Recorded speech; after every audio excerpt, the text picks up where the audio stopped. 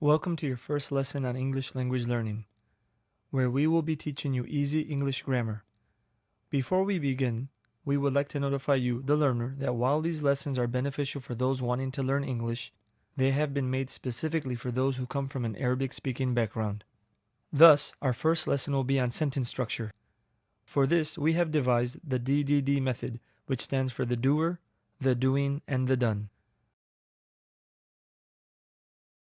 The doer is the subject of the sentence, or the fa'il, the doing is the verb, or the fi'il, and the done is the object, or the maf'ul bihi. The simplest sentence is as expected called a simple sentence. A simple sentence must contain at least two components: the subject, the doer, and the verb, the doing. It can also contain, but not necessarily, an object, the done.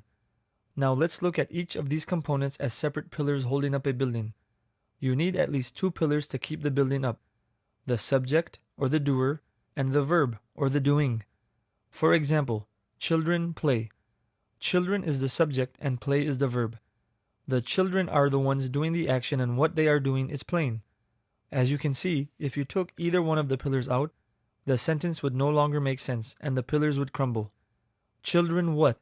Who play? Therefore, a sentence must have both a subject and a verb.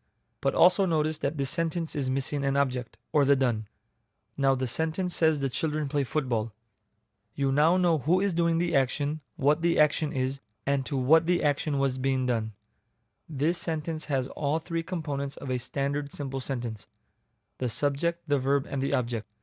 You can also see that a sentence with all three of these components is more meaningful than a sentence with just two components, meaning the subject and the verb. So overall, just like in Arabic, an English sentence is comprised of a subject, fa'il, or the doer, a verb, fi'il, and the object, maf'ul bihi, or the done. Just remember, D. Watch the next lesson to learn about compounds within sentences.